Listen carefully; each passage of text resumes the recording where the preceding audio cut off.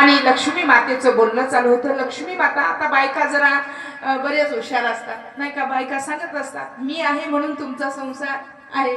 तसं लक्ष्मी माता एके दिवशी सांगू लागली, भगवंता अहो या कलियुगामध्ये जरा डोकावून बघा, मला जास्त मान आहे.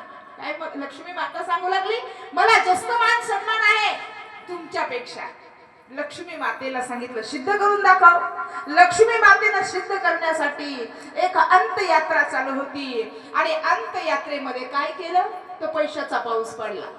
पैशाचा पाऊस पडला. जी लोक रडत होती त्या प्रेतासाठी मात्र रडणं सोडून दिलं. पैसे पडतात ना, पैसे उचलायला चालू केले आणि लोकांनी, अंतयात्रेतल्या लोकांनी उचललं यातनवल काय, जे 4 खांदेकरी होते का त्या खांदेकऱ्यांनी सुद्धा प्रेत टाकून दिलं पैसे उचलायला. सगळे पैसे घेऊन घरी येऊ लागले. मात्र एक प्रेत तिथे राहिलं. मग पाहो भगवंताला सांगते, स्वामी बघा सगळं सोडून त्या ठिकाणी माझ्या पाठीमागे लोक धावले नाही का, मी सिद्ध केलं की नाही. पण भगवंत सांगतात, लक्ष्मी तू सिद्ध केलंस ग, पण एक माणूस तिथं आहे, तो का आहे बरं. लक्ष्मी मातेला प्रश्न पडला. भगवंताला ती सांगते, देवा अहो तो मेलेला आहे, तो मला कसा जवळ करेल. मग ऐक ना लक्ष्मी, तुम्ही जसं सिद्ध केलंस ना, पैशासाठी सगळे पळतात पण ते जिवंत माणसाला का किंमत आहे. लक्षपूर्वक ऐका, भगवंताचं उत्तर लक्ष्मीला आहे. तू सांगतेस मला जास्त सन्मान या कलियुगामध्ये आहे, मान्य आहे, पण कधीपर्यंत ज्याच्या शरीरात मी आहे, ज्याच्या शरीरात मी आहे त्याला तेव्हा तो तुला किंमत देतो, ज्याच्या शरीरातून मी निघून गेलो की मात्र तो तुला किंमत देत नाही.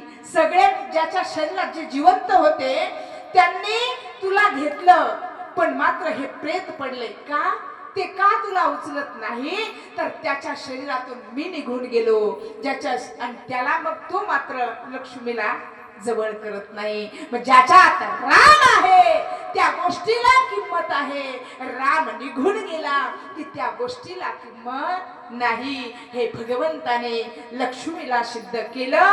मग लक्ष्मी भगवंताचे पाय चिरते. ज्या लक्ष्मीमुळे हे सगळं चालतंय आणि ती जर भगवंताच्या चरणाशी आहे, मग जी भगवंताच्या लक्ष्मी जवळ आहे, ज्या भगवंताची आपण सेवा केली तर लक्ष्मी संतांच्या पाठीमागं पळते.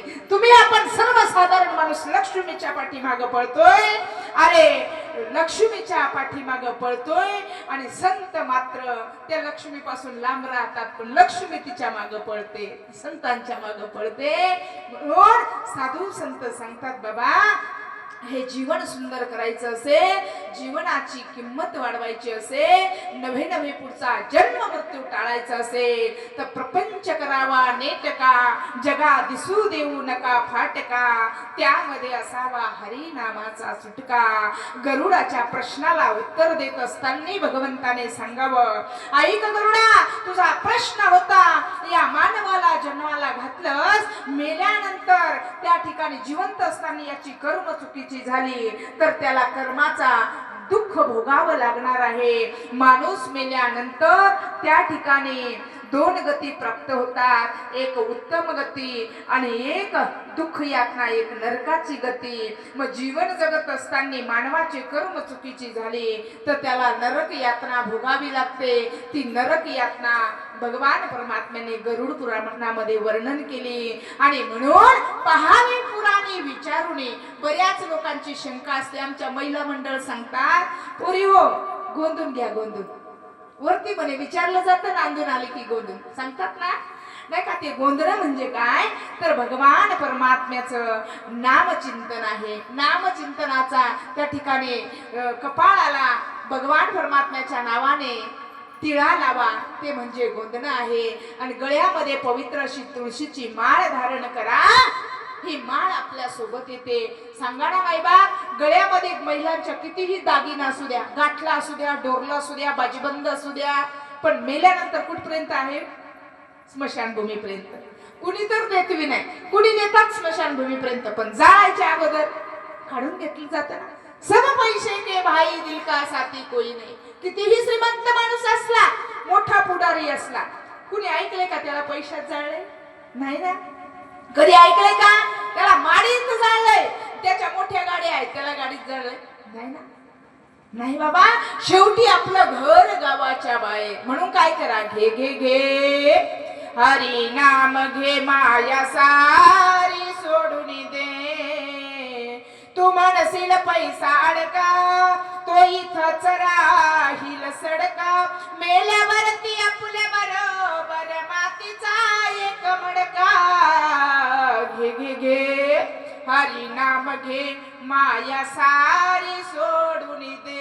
बाबा, ते मातीचं मडकं तेही फोडलं जातं, काही सोबत येत नाही. तुमचं माझं कर्म, तुम्ही आपण चांगलं वागलो ते आपल्या सोबत येतं. मरणाआधी सावध व्हावे, कीर्ती करोनी मरावे. जन्म घालू नका वाया, मानवाची उत्तम काया. अरे या मानवानं जीवन जगत असताना असं जीवन जगावं, मेल्यानंतर दुश्मनाच्या डोळ्यात पाणी यावं. जगद्गुरु तुकोबारायांची बीज गेली आता. हर एक गावामध्ये विजय उत्सव चालू आहे. महाराष्ट्रभर तुकोबारायांच्या बीजेचा उत्सव चालू आहे. बीज म्हणजे काय, निर्वाणीचा दिवस तुकोबारायांचा.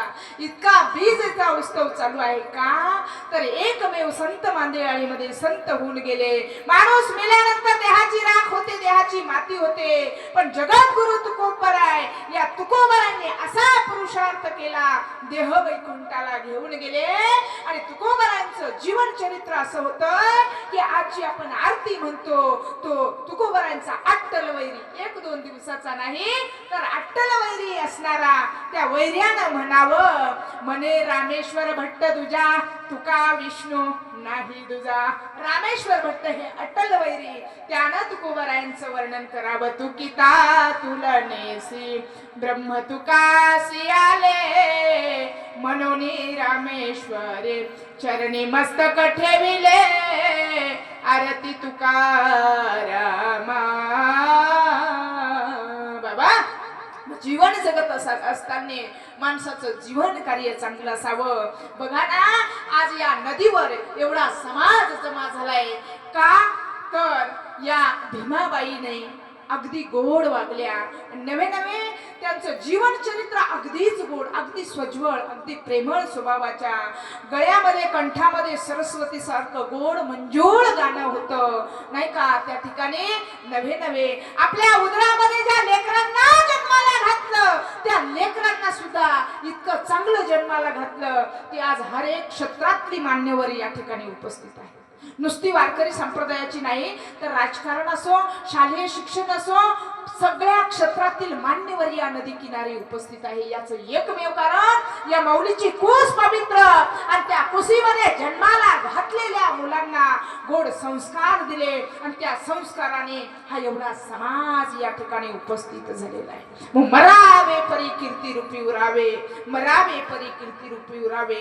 आज छोट्या गाड्यापासून तर मोठ्या गाड्यापर्यंत सगळी अवजारं या परिवारामध्ये आहेत. पण ती मुलं सांगत होती, बोलत होती, ताई आमच्या आईनं पतवंड सुद्धा बघितले, 100 गाठली आमच्या आईनं. पण आज सगळं असून आम्हाला आमच्या घरामध्ये पोरक वाटतंय का, तर जीवनामध्ये आमची आई निघून गेली, जीवनामध्ये आमची आई निघून गेली. आईचं ममत्व अघात आहे, खूप मोठं ममत्व आहे. म्हणून मायबा, जीवनामध्ये गोड जीवन जगावं. या भीमाबाईचं आयुष्य जसं देह देवाच्या कारणासाठी प्रपंच देहानं गोड केला, प्रपंच देहानं गोड केला, मात्र त्या ठिकाणी मनानं भगवान परमात्म्याची प्रार्थना केली. या आपल्या खेड्या परिसरामध्ये त्या ठिकाणी चंदनापरी देह जिजविला, कष्टातून वसंत बहरला. चंदनापरी देह जिजवला, कष्टातून वसंत बहरला. नाही उरली साथ आम्हाला, तुमची आठवण येते क्षणाक्षणाला. आई, तुमची आठवण येते क्षणाक्षणाला. या 10 दिवसामध्ये आई तुला शोधू कुठं, तुला पाहू कुठं, सगळं काही आहे ग आई.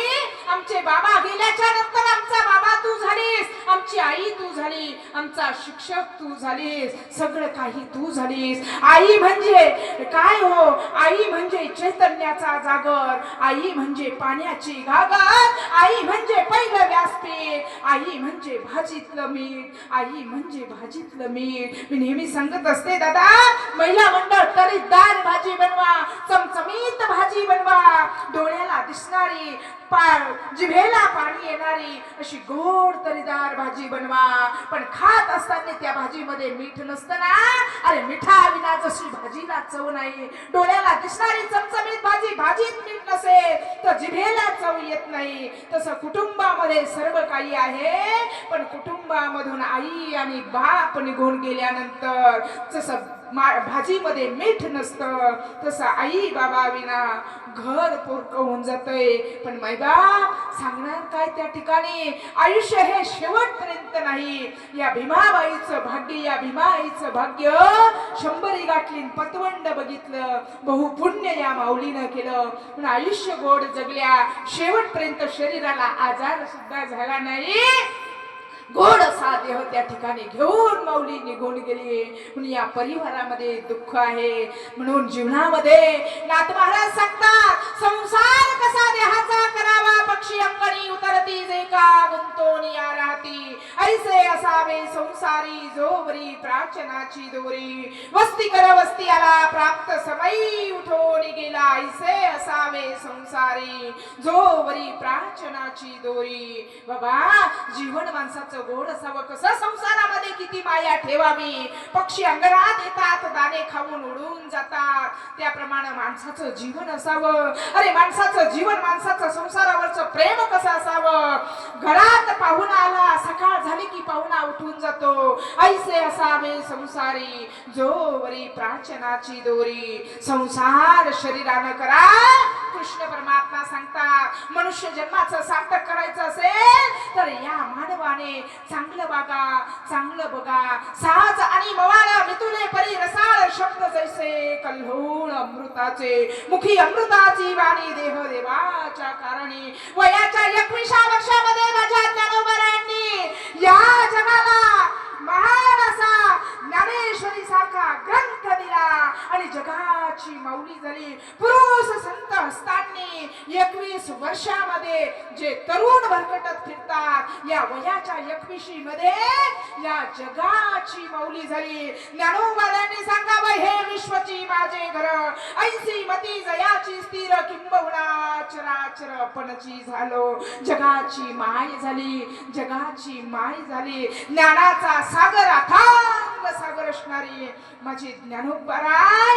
आणि या ज्ञानोबारायांची माय आणि बाप गेले त्यावेळेस मायबाप, तुम्ही आपण आईसाठी रडतो यात नवल काय, तुम्ही आपण आई बापासाठी रडतो यात नवल काय.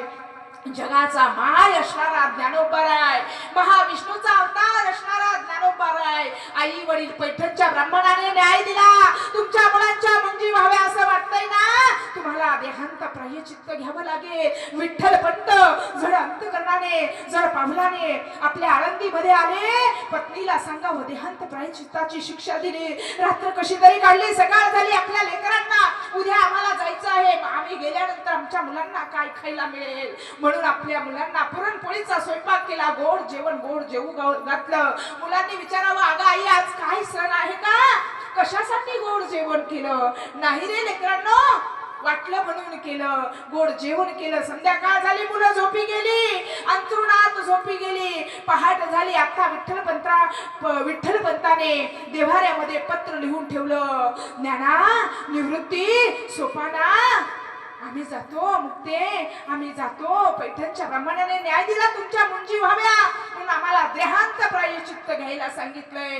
लेकरांनो, उभयंता एकमेकाला सहाय्य करा. हा आकाश तुमचं पांघरून, ही भूमाता तुमचं अंथरून, या आकाशाखाली या भूमातेवर तुम्ही शांत निवांत झोपा. जगाला ज्ञान द्या.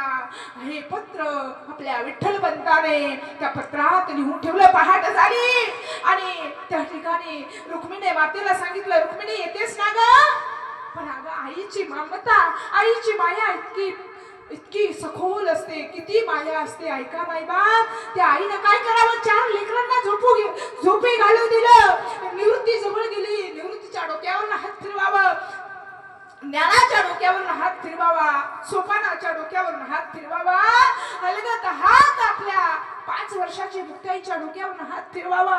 कंठ सदगतीत झाला, पाय फुटेना, मात्र अश्रू डोळ्यामध्ये आले. कसं जगाले लेकरांनो, इतकी ज्ञानी मुलं माझ्या पोटी, का बागीच्या पोटी जन्माला आला, का बागीच्या पोटी जन्माला आला, स्वतःला कोसत होती. आणि मात्र विठ्ठलपंत सांगत होती, रखुमाईला सांगत होते, रखुमाई अगं मुलांना एकदा बाप नसला तरी चालेल रखुमाई, मुलांना आईची नितांत गरज असते, मुलांना आईची नितांत गरज असते. क्षणामध्ये माया तोडली रखुमाईनं, माझ्या पती सोबत मला जायचं आहे, माझ्या जोडव्यांचा आवाज होऊ नये म्हणून जोडवे काढले, देवाऱ्यामध्ये ठेवली, अलगद पाय उचलत झोपडीच्या बाहेर गेली, झोपडीचा दरवाजा लावला आणि कायमची निघून गेली. त्या इंद्रायणीच्या तटी त्या ठिकाणी बाईबा त्या दोघी उभयंता पती पत्नीनं उड्या घेतल्या, देहांत प्रायश्चित्त घेतलं. पहाट झाली, पक्ष्यांचा किलबिलाट चालू झाला आणि पक्ष्यांच्या आवाजानं निवृत्ती उठला. निवृत्ती दादा म्हणजे शिवाचा अवतार. निवृत्ती दादा उठला, स्नान संध्या आटपून आपल्या देवघरामध्ये गेला. काही कागद दिसला म्हणून बघितलं, बघितल्यानंतर शब्द वाचले, आपली आई गेली, आपले बाबा गेले. अरे कधी प्रवृत्तीवर न येणारा निवृत्ती जणू पायाखालची जमीन निष्ठावी असा भाव निर्माण झाला. दुःख दुःख निर्माण झालं, अश्रू डोळ्यातून वाहू लागले. थोड्याच वेळाने ज्ञाना उठला, त्याने पत्र पाहिलं, तोही रडू लागला. ज्ञाना म्हणजे विष्णूचा अवतार, सोपाना म्हणजे ब्रह्मदेवाचा अवतार, तोही रडू लागला. आता मात्र मुक्ती डोळे चोळत चोळत उठली. सकाळी सकाळी या तिन्ही भावंडांना बघितलं, डोळ्यामध्ये अश्रुधारा वाहत होत्या. मुक्तीनं विचारावं, दादा आई दिसत नाही, बाबा दिसत नाही, सकाळी सकाळी तुम्हाला आई बाबा बोलले का?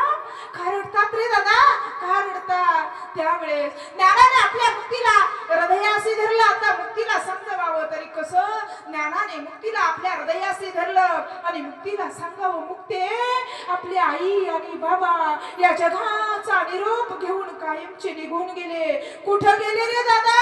इतक्या दूरवर गेले की तिथं गेलेला माणूस पुन्हा येत नाही, त्याच्या कर्मानुसार पुन्हा येतो, त्याच्या कर्मानुसार येतो. हे जेव्हा मुक्तीला कळालं, आई जगदंबेचा अवतार असणारी मुक्ताई, ज्या शक्तीची आपण उपासना करतो ती शक्ती असणारी मुक्ताई, आई गेली, बाबा गेले म्हणून दुःख निर्माण झालंय. मुक्तीने शरीर धरणीवर टाकलेलं आहे, गडबडा लोळू लागलेली आहे आणि हृदयातून त्या ठिकाणी कंप होत आहे, नैनांमधून अश्रुधारा वाहत आहे आणि आक्रोश करू लागली, दादा आई शिवाय जगू कसं?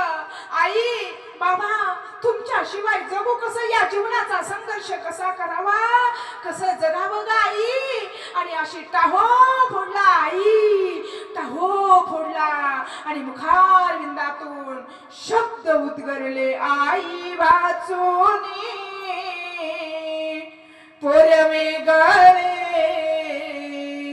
नाते तुटले पार आईचा,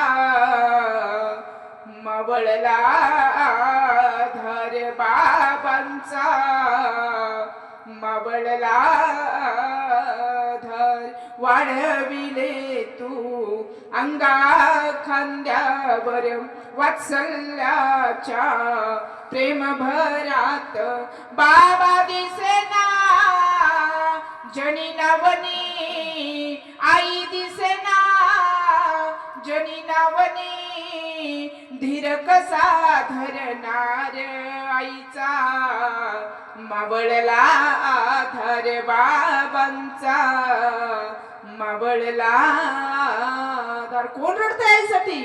स्वामी तिने जगाचा, आई बाबा विना भिकारी. अरे त्रिभुवनात भ्रमण करणारा नारद स्वामी, या नारद स्वामीची आई सर्पदंशाने मेली. ते सुद्धा आक्रोश करू लागले आईसाठी. आईचं ममत्व विशाल आहे. अरे काय करते आई, काय करते? पहिलं पाऊल ठेवायला जागा आपल्या गर्भात देते, देहाचा विचार करत नाही. अरे आईच्या प्रेमाची सर कुणालाच येणार नाही. सांगू आईचं प्रेम इथं माणूस आजारी पडला, दवाखान्यात गेला, त्याला रक्ताची कमतरता भासली तर रक्त लागतंय. अरे रक्त लागत असताना डॉक्टर साहेब सांगता अमुक अमुक त्याचा रक्तगट आहे, तो रक्तगट आणा. दुसरा चालत नाही. पण आईचं नितांत प्रेम सांगू तुम्हाला मायबाप, अरे गर्भवतीच्या उदरात आहे, पण त्या बाळाचं रक्त म्हणजे वडिलांचं रक्तगट आहे. आईचं रक्तगट वेगळं, बाळाचं रक्तगट वेगळं. पण बघा ईश्वराने आईची निर्मिती कशी केली. या आईचं ममत्व इतकं विशाल बनवलंय की बाळ दोघांचं रक्तगट वेगळं तरी सुद्धा 9 महिने त्या गर्भात माऊली ठेवते. अघात आईचं प्रेम आहे. सांगू तुम्हाला या आईनं काय केलं हो. अरे एक घास खावा अन्नाचा, अन्नाचा एका घासातून 2 रक्ताच्या थेंबाची निर्मिती होते. विज्ञान सांगतंय एका घासातून 2 रक्ताच्या थेंबाची निर्मिती होते. एक रक्ताचा थेंब तर तिच्यासाठी, अरे दुसऱ्या रक्ताचा थेंब तिच्या स्तनामध्ये दुधाची निर्मिती होण्यासाठी. अरे आई काय करते, तळहाताचा पाळणा करते, नेत्राचा दिवा करते, रात्री बाळ कितीतरी वेळा लघवी करते. अरे माझ्या बाळाला सर्दी होऊ नये, माझ्या बाळाला ओल्यात झोपू नये. ओल्यावर ती झोपते, कोरड्यावर बाळाला झोपवते. अरे ती असते आई, नसते सांभाळणारी दाई. म्हणून तरुणांना विनंती असेल, असताना कळत नाही, नसल्यावर मिळत नाही. दादा तुमच्या बायकोचं तुमचं पटत नाही ना, बाजूच्या रूम मध्ये ठेवा. पण दुःखाने त्याच्या डोळे, आई वडिलांच्या डोळ्यात अश्रू येतील असं वर्तन करू नका, असं वर्तन करू नका. माय बाप केवळ कासी, तेने न जावे तीर्थासी, तेने न जावे तीर्थासी. माय बाप हे दैवत आहे. सांगू तुम्हाला, अरे भाड्याच्या खोलीमध्ये सर्व्हिस करणारी बरीचशी मंडळी इथं आहेत की भाड्याच्या खोलीमध्ये राहत असताना 1-2 महिना भाडा दिला नाही घरमालकाला. घरमालक सांगतो तुला इथं माझ्या घरात राहण्याचा अधिकार नाही. माऊली आपल्या पोटामध्ये 9 महिने राहते. अरे दारू पिऊन त्या आईला झोडलं, मारलं तरी ती सांगत नाही बाळा मी तुला 9 महिने सांभाळलं, तर हाताचा पाळणा केला, नेत्राचा दिवस केला, त्या ठिकाणी पण दिवा केला, पण कधी भाडं मागत नाही. तुला दूध पाजलं पण कधी मागते का भाडं. म्हणून तुकोबरायांनी वर्णन करावं. लेकुराचे हित वाहे माऊलीचे चित्त, ऐसी कळवळ्याची जाती करी लाभा विनप्रती. लाभा विना प्रेम करणारी जगाच्या पाठीवर फक्त आई आहे. अरे मावशा भरपूर मिळतील पण आईचं प्रेम नाही देत. आई असते ती आईच. सांगू माय, अरे आईनं प्रेमाने पाजलेल्या दुधाने ही हाडं इतकी बळकट होतात. दवाखान्यामध्ये कॅल्शियमच्या गोळ्या खाल्ल्या ते आपल्याला जोपर्यंत खातो तोपर्यंत बरं वाटतंय. परंतु ऐका, आईनं दुधात पाजलं ना, हे पाजलेले दूध इतकं प्रेमयुक्त आहे, इतकं प्रेम त्या दुधामध्ये आहे, हाडं इतकी बळकट होतात. स्त्री असू द्या पुरुष असू द्या, त्या लाकडाच्या गच्चीमध्ये पेट पेटतंय, सगळ्या शरीराची राख होते, हाडं जळत नाही. हाडं जळत नाही ते का जळत नाही, तर आईनं पाजलेलं प्रेमानं दूध, या प्रेमानं पाजलेल्या दुधाने ती हाडं इतकी बळकट होतात की मेल्यानंतर सुद्धा हाडं जळत नाही. अरे एक तरुण बायकोसाठी आईचं काळीज आणायला गेला. अरे धडा वेगळं काळीज घेऊन पळत पळत त्या प्रियसीसाठी जात होता. ठेच लागून पडला, काळीज बाजूला पडलं. धडा वेगळं काळीज बोलू लागलं, बाळा तुला लागलं तर नाही ना, बाळा तुला लागलं तर नाही ना. हे असतं आईचं प्रेम. अरे डोळे मिटेपर्यंत प्रेम करते ती असते आई, ती असते आई. डोळे वटारून प्रेम करते ती पत्नी असते, आणि क्षणिक प्रेम करते ती प्रियसी असते. पण डोळे मिटेपर्यंत प्रेम करते ती असते आई, ती असते आई.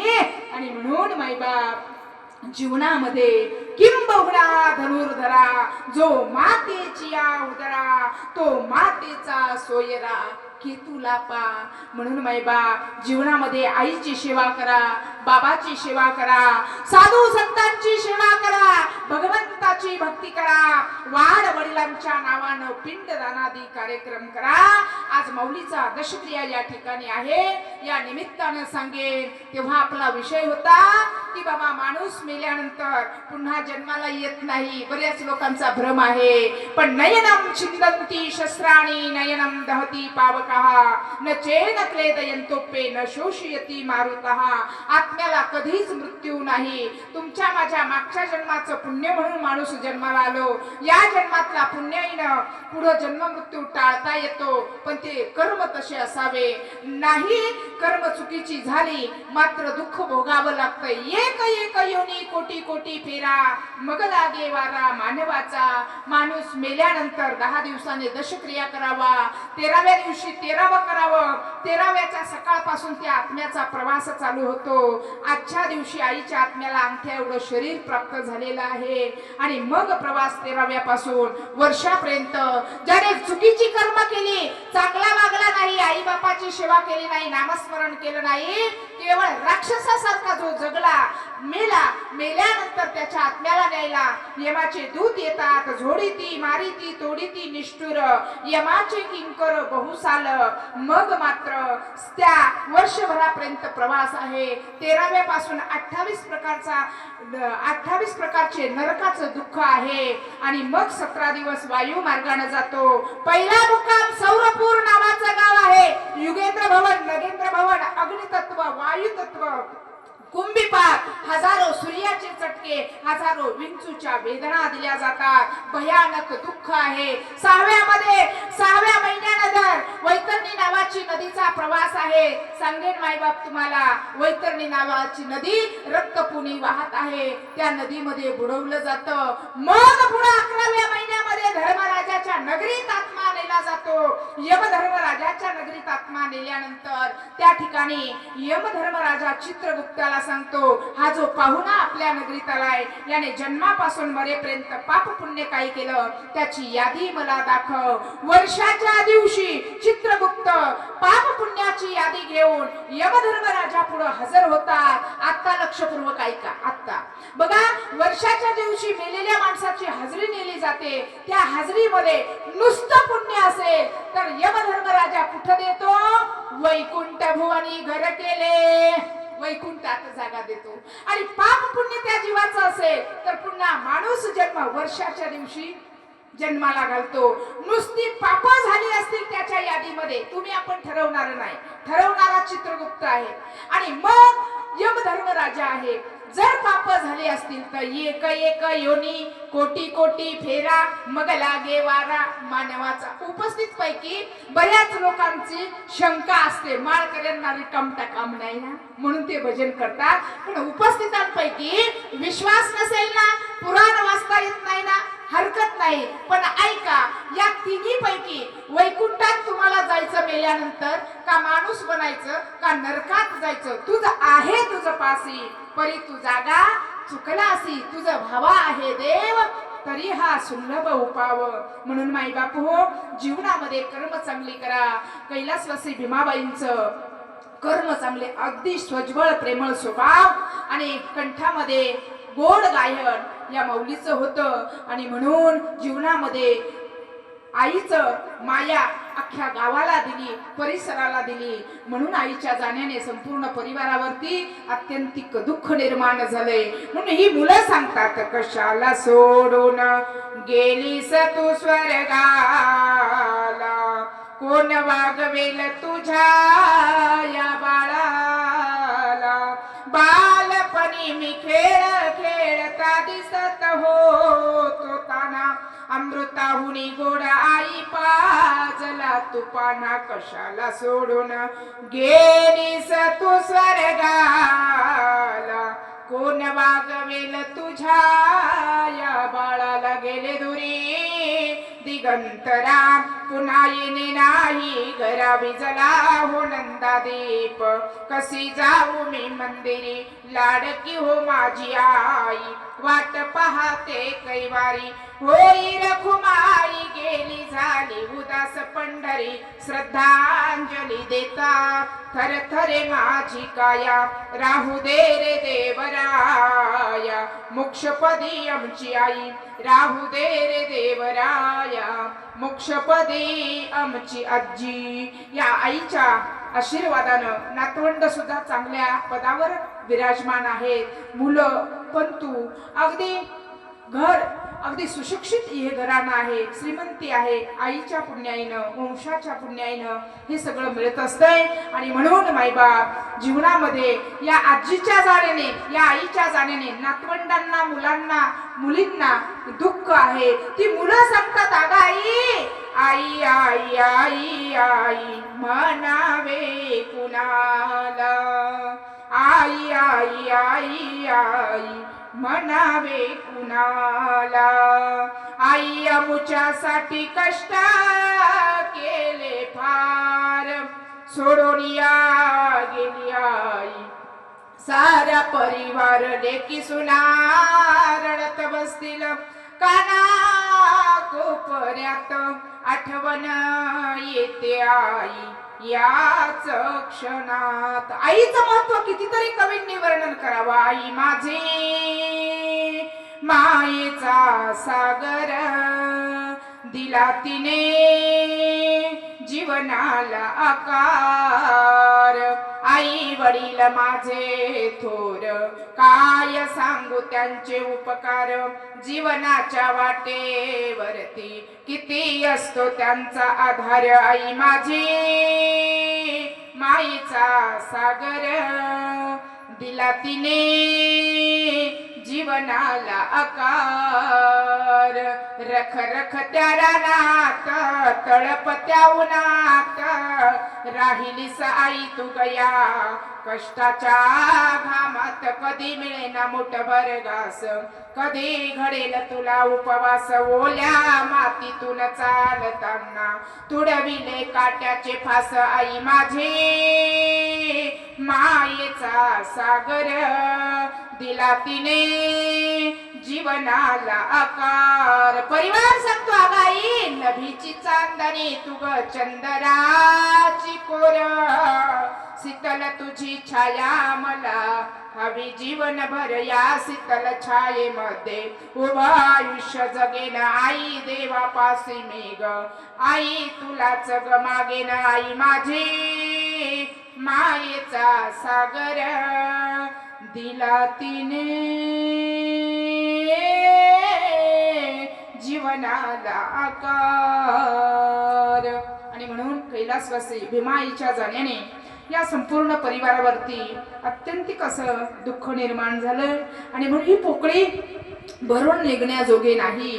परंतु माईबाप त्या ठिकाणी कुटुंबातून आई निघून गेली. मोठे महात्म्यांना सुद्धा दुःख होतंय. आई सर्वस्व असते. आईमुळे आपल्याला त्या ठिकाणी स्वरूप प्राप्त होतंय. हा देह आईमुळे आपल्याला मिळाला. आणि म्हणून या परिवारामध्ये दुःख आहे, परंतु आमच्या आईच्या आत्म्याला सद्गती प्राप्त व्हावी म्हणून या ठिकाणी प्रवचन रूपी सेवा आयोजित केली. या पवार परिवाराच्या संपूर्ण चार मुलं एक मुलगी कैलासवासी झालेली आहे. नातवंड चांगल्या पदावर विराजमान आहे. सर्वांच्याच माध्यमातून ही सेवा करण्याचा सुयोग मला प्राप्त झाला. मलाही या दुःखामध्ये सहभागी होता आलं. आणि म्हणून या पवार परिवाराला दुःख पेलवण्याची शक्ती ईश्वर परमात्मा देवो असे मी माझ्या देशमुख परिवाराच्या माध्यमातून वारकरी संप्रदायाच्या माध्यमातून त्या ठिकाणी भगवंताला प्रार्थना करेन. आणि कैलासवासी भीमाबाई यांच्या आत्म्याला चिरशांती लाभावी किंवा त्या ठिकाणी वैकुंठामध्ये जागा मिळावी म्हणून मी माझ्या देशमुख परिवाराच्या माध्यमातून वारकरी संप्रदायाच्या माध्यमातून भावपूर्ण श्रद्धांजली आईला समर्पित करते. या आईचं पुण्य एक पवित्र अशा एकादशीच्या दिवशी आणि उत्तरायण मध्ये माऊलीने देह ठेवला. नक्कीच उत्तम गतीला ती प्राप्त होणार.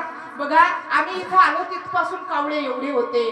त्याच्या लक्षात येतं हा एवढा समाज कधी कधी कावळा मिळत नाही. 11 वाजून जातात प्रवचनाला, कावळाच येत नाही. एवढे कावळे बघा. आईचा स्वभावच इतका गोड होता, इतका गोड स्वभाव. अख्ख्या गावाची आई होती ती. म्हणून या भीमा आई अगदी मी सांगेन अगदी निर्मळ नदीप्रमाणे, नदी जशी गंगा वाहत जाते त्या गंगेप्रमाणे या भीमा आईचा गोड असा स्वभाव. आणि म्हणून अशा आईची मला सेवा आज घडली, माझं सुद्धा महत्भाग्य. आणि म्हणून पुनश्च एकदा भावपूर्ण श्रद्धांजली त्या ठिकाणी समर्पित करते. आणि उपस्थित सर्व संत मांदियाळी सर्व क्षेत्रातील मान्यवर उपस्थित आहेत, सर्वांच्या चरणी साष्टांग प्रणिपात करते. अंतकालेच मामेव स्मरणमुक्ती कलेवरम यत प्रयात मदभक्ता यती नात्र संशया. अंतकाळाला नाम मुखाला आलं की तो भगवंताच्या निज धामाला जातो, यात शंका नाही. हे भगवान कृष्ण परमात्मा सांगतो. पवित्र एकादशीच्या दिवशी आईनं देह ठेवला, नक्कीच आई भगवंताच्या वैकुंठ धामामध्ये तिला जागा मिळेल अशी प्रार्थना करते आणि या ठिकाणी थांबते. विठ्ठल विठ्ठल विठ्ठल विठ्ठल विठ्ठल विठ्ठल पुंडलिका वरदेव विठ्ठल. श्री ज्ञानदेव तुकाराम सद्गुरुनाथ महाराज की जय. कैलासवासी भीमा आई की जय. बोलो रे भाई सब संतन की जय. उपस्थित सर्वांनी बोलायचं आहे, वेळ झाला.